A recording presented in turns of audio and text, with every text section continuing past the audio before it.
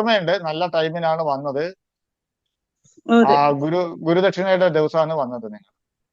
ഗുരു പൂർണിമ. ഗുരുപൂർണിമ ഗുരുപൂർണിമക്കാണ് നിങ്ങൾ പഠിക്കാൻ വന്നത്. അത് അതെ. ഭയങ്കര ഒരു എഫക്റ്റ് ഉണ്ടാക്കും.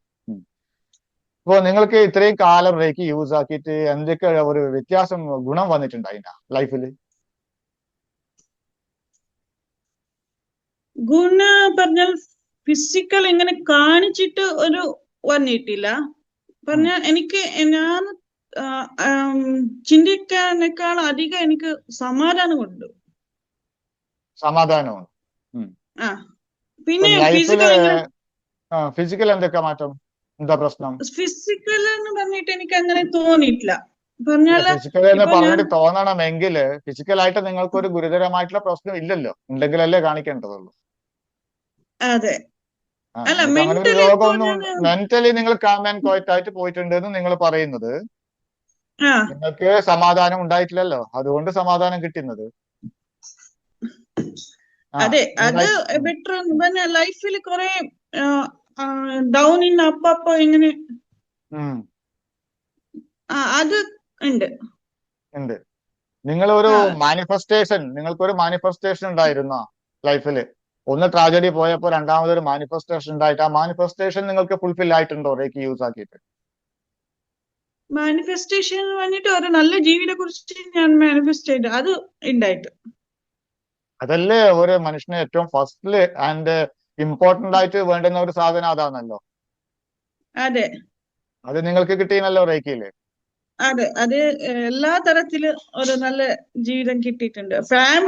നല്ല എനിക്കൊരു ആഗ്രഹം ഉണ്ടായി, എനിക്കൊരു നല്ല ഫാമിലി കിട്ടാനാണ്. പറഞ്ഞാൽ ഇപ്പൊ ഞങ്ങള് ഒരാള് ഒരു കല്യാണം കഴിച്ചിട്ട് ഒരു പ്ലേസിലേക്ക് പോകുമ്പോ അതിന്റെ ശേഷം ആ ചുറ്റുപാട് അറിയുന്നത്. അതെ അതെ. ആ അപ്പൊ പോയ ശേഷം ഞങ്ങൾ ഇപ്പൊ ഫസ്റ്റ് വീഴ്ച ആയി, പിന്നെ സെക്കൻഡ് വീഴ്ച ആയാൽ പിന്നെ അത് നമ്മ പെണ്ണുങ്ങളെ പറയത്തുള്ളൂ. അതെ. അങ്ങനെ ഒരു അതുകൊണ്ട് ഞാൻ ഫസ്റ്റ് വിചാരിച്ച എനിക്കൊരു നല്ല ഫാമിലി കിട്ടണം, പിന്നെ ബാക്കിയെല്ലാം പിന്നെ അത് അതൊരു നല്ല ബ്ലെസ്സിങ് എന്റെ, ഒരു നല്ല ഫാമിലി കിട്ടിയത്. അപ്പൊ അപ്പൊ എനിക്ക് അപ്പൊ ഫാമിലി. റേക്കിയും നമ്മൾ പറഞ്ഞു തന്ന റെമഡിയും റേക്കിയും ചെയ്യുമ്പോൾ അതിലെ ഡിഫറൻസ് നിങ്ങൾക്ക് വന്നിട്ടുണ്ട്, ലൈഫിൽ ചേഞ്ച് ആയിട്ടുണ്ട്. അതെ.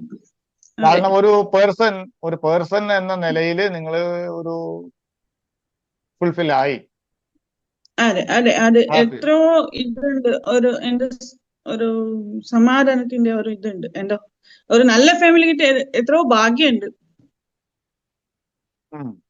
അപ്പൊ നിങ്ങൾക്ക് ഉദ്ദേശിക്കുന്ന രീതിയിൽ ആർക്കും ആഗ്രഹങ്ങൾ അതെ. തീരുവൊന്നുമില്ല. എല്ലാ മനുഷ്യർക്കും അവരുടെ ആഗ്രഹങ്ങൾ ഇങ്ങനെ വന്നുകൊണ്ട് തന്നെ ഇരിക്കും.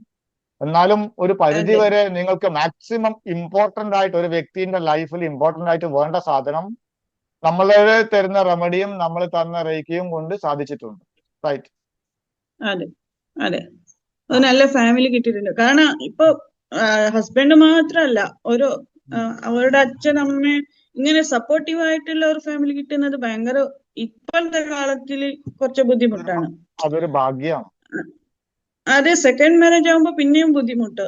ആ അതിനേക്കാൾ ഉപരി എനിക്ക് കിട്ടിയിട്ടുണ്ട്. കാരണം എന്റെ കുഞ്ഞിയെ പോലും എത്ര സ്നേഹിക്കുന്ന എന്റെ ഹസ്ബൻഡ് അച്ഛന്മാർ അത്ര സ്നേഹിക്കുന്നു.